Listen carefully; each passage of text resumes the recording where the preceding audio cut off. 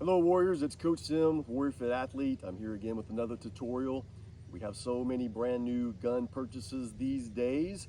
I thought it would be helpful to give some guidelines, tutorials about procedures for unloading and unloading your new firearms. I already did one for handguns, so now I'm going to show you one with a rifle. This is going to be one of the most popular rifle platforms that people are purchasing right now for home defense and such, an AR-15 platform. So I'm going to go through an unloading and loading procedure so you have a safe, consistent way of unloading and loading your weapon system, your rifle, either for the range or most likely what most people are purchasing these for right now for personal home and self-defense. So if my rifle was already in a loaded configuration, I'm going to go through an administrative unload procedure. Some of the same things with the pistol apply with the rifle. If you're in an environment, you're going to have to make sure that you have a safe direction to point the weapon so that if it were to discharge, it wouldn't kill, destroy anything vital. But you're going to have these in different environments. You're going to have these at home. You're going to have these on the range. You're going to have these in and out of your vehicles and so forth. So depending on the environment, you have to look around. And first of all, you're going to treat that weapon like it's loaded no matter what. You're going to keep your trigger finger indexed off and out of the trigger guard at all times unless you're on target, ready to fire. And then you're going to point the weapon in a safe direction no matter what. So there's different ways that we tactically want to maneuver with the weapon. This is just one way where you can know that if you can move around, it's always pointing down. Sometimes you can quarter them. This is a good way to hold it. The Navy guys used to do this because they didn't want to blow holes to the bottom of their ships that they're running around on. That'd be a bad thing for the Navy guys. But a lot of people want to be a cool SEAL operator, so they run around like this as well. But look, we just got to be safe with the weapon system. We got to know how to handle it and know how to handle it appropriately and safely in all conditions, okay? But for an administrative unload procedure, first thing we're going to do is we're going to find this magazine release button, because you need to administratively remove the ammunition source. And if you're administratively removing it, you can stash that. It doesn't have to hit the deck. You can always stash your ammunition source if you're removing it administratively. So that was the magazine release button, right? But if I had a round loaded in the chamber, remember now I've got to get rid of that thing, right? So the way that you're going to do that is by pointing it in a safe direction. You're going to switch hands, you're going to come over the top, and you're going to eject that round. So I've actually got the butt stock up against my shoulder, my chest, so I can give some tension as I'm pulling the rifle into me. And I'm going to move that charging handle back so that the ejector grabs that round and pulls it out of the chamber and gets rid of it, okay? So now I've gotten that thing out of the way. I know that I removed the weapon, the ammunition source. I removed the round that was in the chamber, and now I need to finish going through my unload procedure. So now I'm going to grab again that charging handle and pull it back, but now I've got to come in here and find my bolt catch. So I'm going to grab the bottom with my thumb. I'm just going to push on the bolt catch so it keeps the bolt open. All right, so now I've got the bolt for the AR-15 platform open, and I'm going to go through my 3 points of visual and physical checks: magazine well, turn it over, the chamber, and the bolt face. That's 1, 2, 3. I'm going to do it visually and physically. So with my fingers and my eyes, I'm going to once again look at the magazine well, make certain that it's empty. I'm going to turn it over. I'm going to look in the chamber and make sure there's not a round up in the chamber ready to be fired. Then I'm going to look on the bolt face and make sure there's nothing in front of the bolt. And so I've done my visual and physical 3 points of inspection.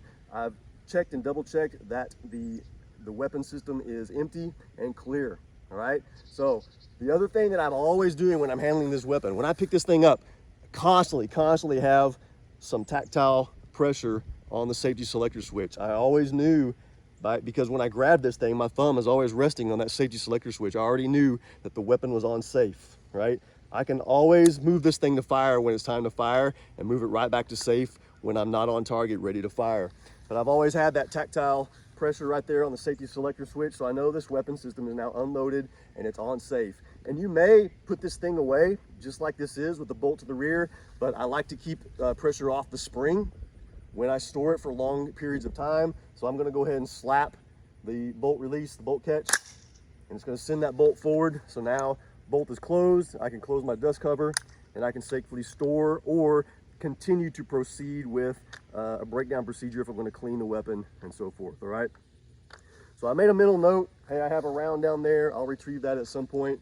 But now let's talk about going ahead and loading and making the weapon ready to use. So now you're going to go through an administrative loading procedure.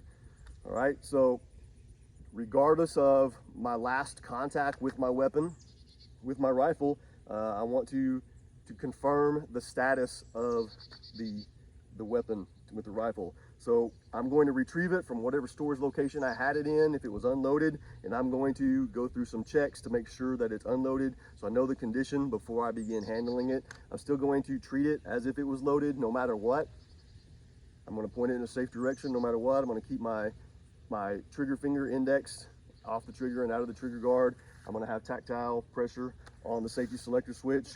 I'm going to access my weapon, and first thing I'm going to do is lock that bolt to the rear again and make certain of the condition of the weapon. So I come over the top, I pull the charging handle all the way to the rear, I press the bottom of the bolt catch, send that back forward, and now I can do my 3 points of check. 1, 2, 3, 1, 2, 3. I know the weapon system is empty. All right, there's a couple of things that I can do from here. If I'm ready to put the weapon into use, or I'm going to go out in a situation where I want the weapon system, the rifle, ready to fire when called upon to use it, that I'm going to go ahead and load a round into the chamber, because I'm either going to go on target, because I'm doing work on the range, I'm going through drills, whatever it is, or I'm going to potentially encounter something where all I need to be able to do is flip the selector switch off and go into service. Right? So I would retrieve my source of ammunition, I would insert it into the magazine well, and I'm going to give it a tug to make certain that it locked in. All right, so now I've got an open bolt with ammunition ready to strip. All I need to do is, with the weapon on safe, confirming always that when my thumb is right there on the safety selector switch, if I hit the bolt catch release, it's going to strip around, it's going to send it into the chamber. I'm going to close the dust cover, and I know that I'm ready to go into action. All right, this weapon is ready to fire. So if I were to sweep the safety selector switch onto fire and pull the trigger, it's going to send a round. All right, so this is ready to go. Now, sometimes if you want to put this into a storage position, like in your vehicle or something where you don't want it in a loaded condition, where it could accidentally be swept off of safety and accidentally fire around for some reason. In the law enforcement world, we call a patrol ready position a little bit different position. So I'll go through the unload procedure again, and I'll show you how to put it in that condition. Okay, so let's go through that unload procedure again. I know the weapon is on safe, right? I'm going to keep it pointed in a safe direction. I'm going to remove the source of ammunition, stash it. I'm going to switch hands and come over to the top. Now, the only caveat to this is if I have a tactical charging handle, I can keep my right hand on the grip and use my tack latch to work this, but I don't. I'm gonna have to work my charging handle by coming over the top, like most of them, like the military is gonna teach soldiers and such, right? So I have to switch hands, come over the top. I'm going to send it, lock it, press the charging handle back in, go through my 3 points of inspection. 1, 2, 3, do it again. 1, 2, 3. I know that it's safe, right? All right, so I'll send the bolt forward by striking the bolt catch release, close the dust cover, still on safe and ready to go. But now I know that if I were to place my ammunition source into the magazine well, you see there I gave it a tug and it didn't seat. So I'm gonna make sure that it's seated, give it a tug and make sure it's there. What I have right now is what we would call a patrol ready condition. So if I were to need to put this into service, I could stash it like this. There's not a round loaded in the chamber right now, but I've got the magazine source, the ammunition source ready to go. I could remove it from storage. All I would need to do is load a round in the chamber by using the charging handle. So I pull the charging handle to the rear, let it go. It should strip around, send it into the chamber ready to go. And now all I have to do is sweep the safety selector switch to fire and pull the trigger and it's ready to go. All right, so that's 2 different conditions that you might consider using with your rifle system once it's ready to be put into service or stashed in preparation for needing to put it into the service, whether that be home protection, whether that be in your vehicle.